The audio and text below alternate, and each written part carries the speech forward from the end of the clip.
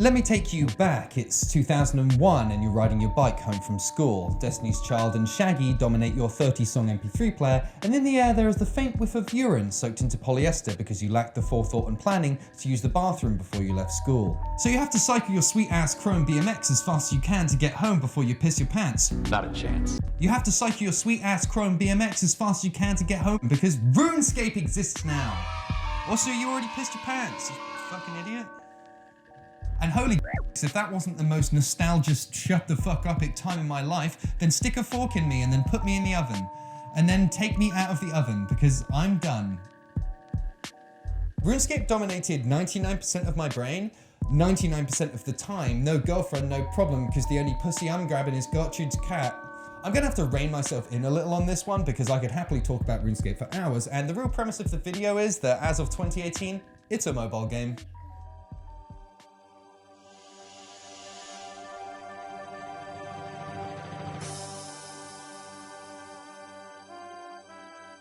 So let's just jump into it. Well, I can't just jump right into it without giving a little history of the game. RuneScape is a massively multiplayer online role-playing game developed and published by Jagex in 2001. Originally a browser game built with Java, but largely replaced by C++ client in 2016. The game has over 200 million accounts created and is recognized by the Guinness Records as the world's largest and most updated MMORPG.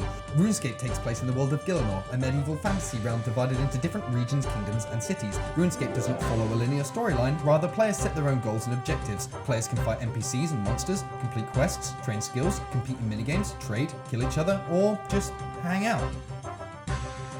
So that's RuneScape, right? Then what's this? Or this? Well, that's all RuneScape, baby. In 2001, this was RuneScape, and then in 2004, they released RuneScape 2. In 2013, we got RuneScape 3. So what is this RuneScape called? Well, that is OSRS, or Old School RuneScape. Based on the 2007 version of the game, what a lot of players will agree is the apex of the RuneScape experience. Old School RuneScape is not in itself a standalone version of the game, rather a second way that you can play OSRS, and a waking wet dream for me at 12 years old. So why is this cool? Well, if you have any knowledge of MMOs, then you know about the grind, and RuneScape is a pretty grind-intensive game, being able to level up cooking whilst leveling up your cooking.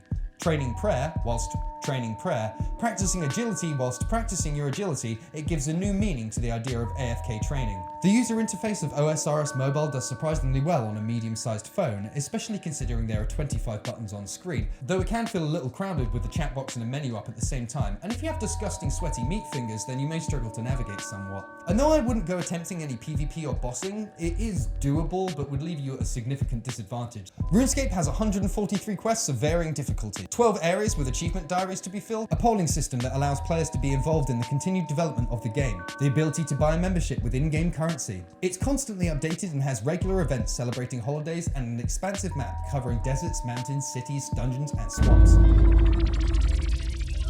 The release of Old School RuneScape Mobile caused a new influx of people to join the player base, and they seem to be divided. People in their mid to late 20s reigniting a teenage passion, and people discovering the game for the first time, lovingly referred to by the community as cute noobs. In fact, there's an active subreddit dedicated to cute noobs in all their glory. Now, this may sound like a community sourced on ridiculing new players to the game, but in reality, it's a community of appreciation. Groups of experienced players enamored and happy about the fact that they get to watch new players experience the game for the first time, which used to be a rare sight in a game that as of last year can legally drink. Perhaps there is the third group of people I should talk about, but this is a sneaky group and one that has existed in RuneScape for as long as I can remember, but has risen into obscurity since the release of the mobile version of the game. I'm talking about bots. People creating programs that play small parts of the game for them. Automated skilling, running scans, and dare I say it, gold farming.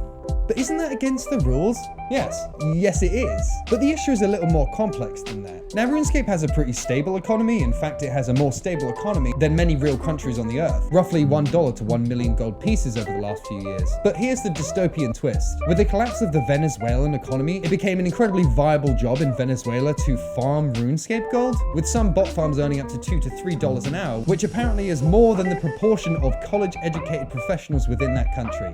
nuts. And RuneScape Gold is traded on the same websites as other electronic currencies like Bitcoin. But RuneScape Gold isn't the only way that Venezuelans are making their money on RuneScape. You can also pay to have your account leveled. A simple Google search will find you at this website where you can pay for real Venezuelans to level up your account. The website is decked out with pricing schemes, a decent UI, very professional. With the release of OSRS Mobile, the botting became even more difficult to stop. But it does bring up a rather puzzling ethical quandary. These Venezuelan bot farmers are merely trying to earn a living in a country that is suffering. By regularly abusing and banning the gold farmers, RuneScape players and Jagex are potentially damaging the livelihoods and incomes of people who are struggling to survive.